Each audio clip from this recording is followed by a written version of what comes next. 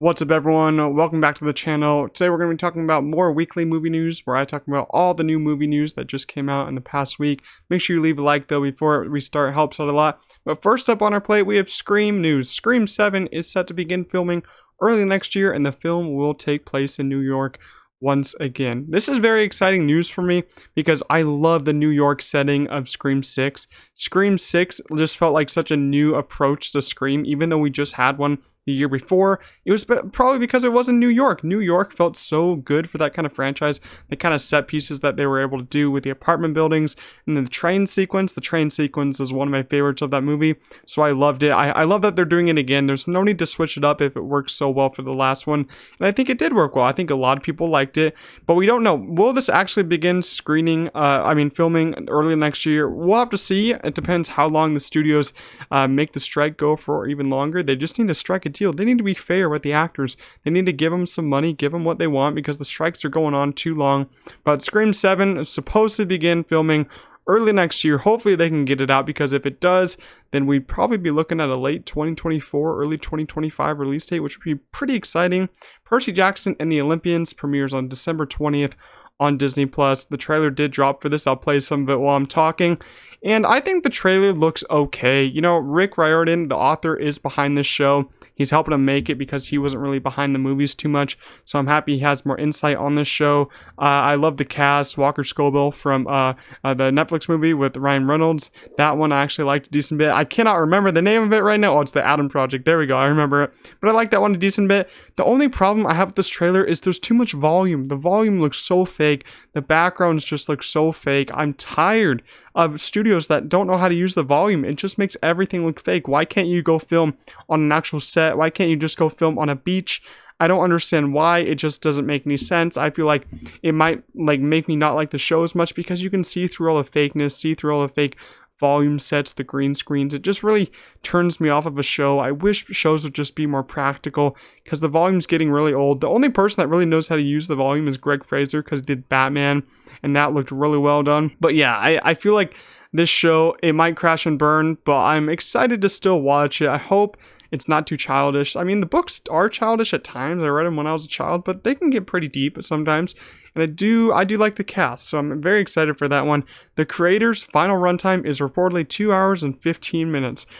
This makes me so much more excited for this movie. I was already so hyped for this movie because it's one of my most anticipated for the fall season.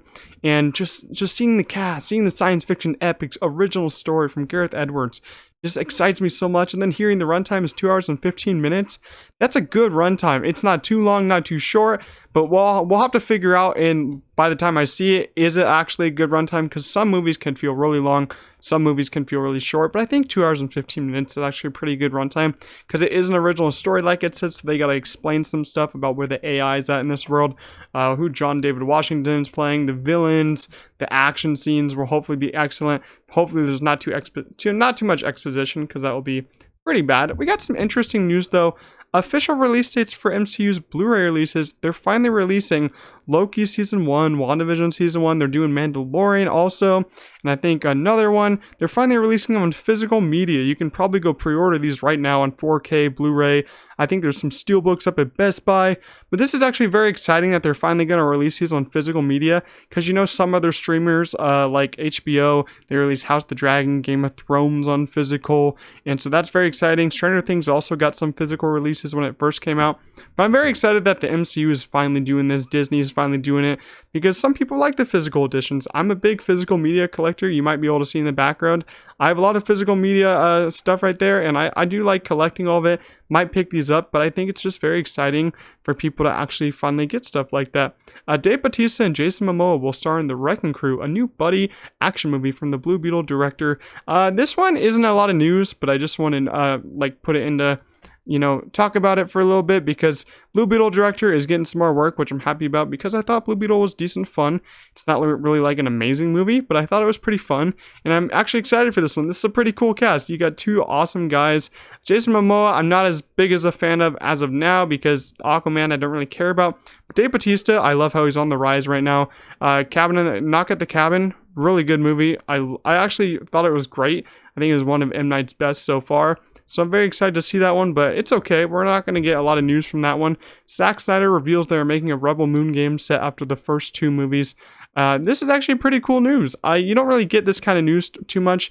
You don't really get too much kind of news of when they're making a video game that correlates to a movie anymore. They used to do a lot of that 10 years ago, 5 years ago, but they're not doing it too much anymore. But Zack Snyder's doing it. So I'm very excited. The game will probably be pretty action-packed. As I said, very excited for Rebel Moon. I think it's going to be awesome. I don't know. I'm just very excited for some sci-fi awesomeness after Dune Part 2 got moved, because we don't get that anymore this year. So I need Rebel Moon and the creator to come through.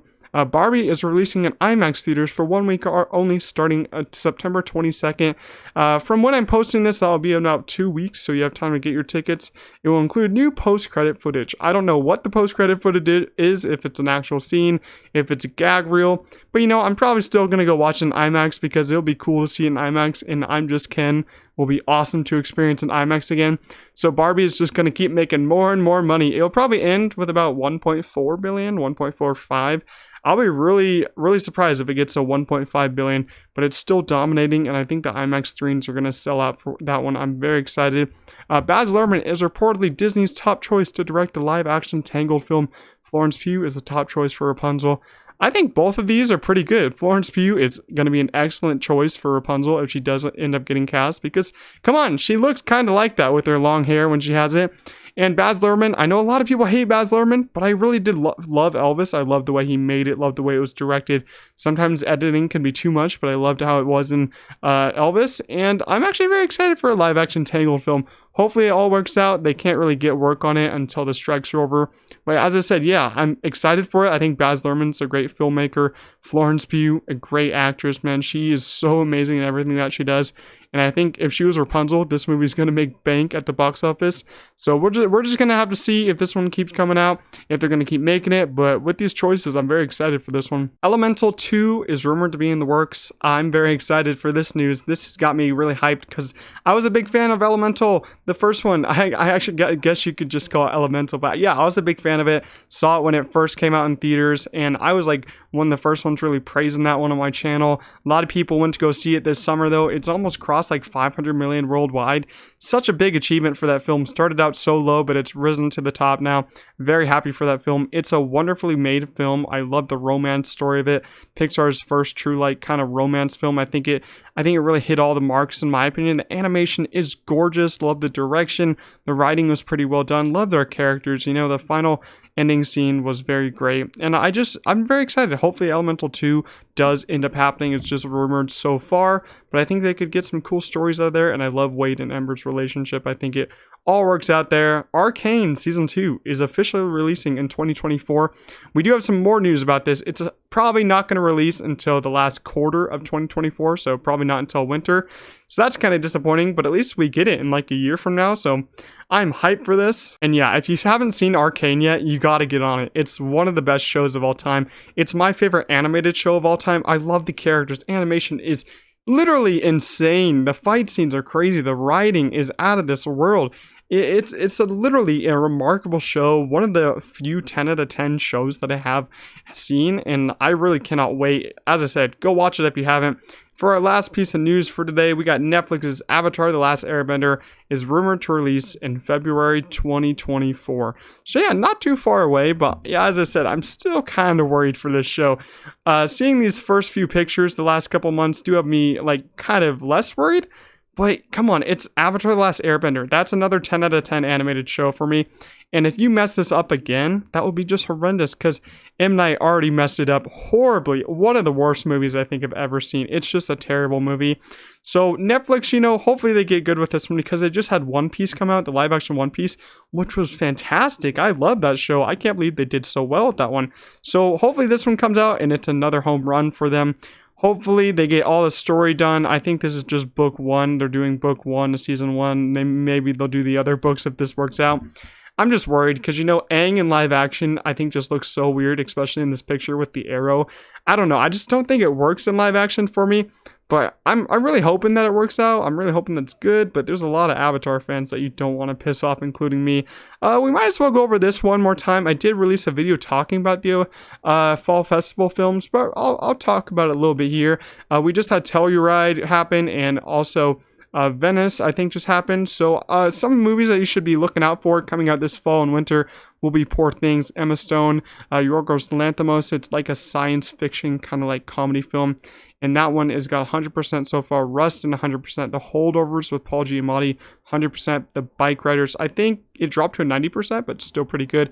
All the Strangers, I think, is also pretty high right now, 100%. Maestro, I think Maestro dropped a little bit, but be on the lookout for that one. It's coming to Netflix. Ferrari, that one I heard is pretty good, but only has 76 so far. And Saltburn, I heard is pretty divisive, but I heard it looks beautiful. So be on the lookout for all those fall festival films. I'm very excited to cover those when they do come out. I'm very excited to review them, but as I said, these films will probably be pretty major awards winners, so if you want to get on those as early as you can, go watch those in theaters, support them while the actors are on strike. They look pretty good from the trailers. That's all for the news this week. I hope you guys enjoyed. Let me know what your thoughts are on the topics that I talked about today, and make sure to like this video, subscribe to the channel. Helps out a lot, and I'll see you guys in the next one. Peace out.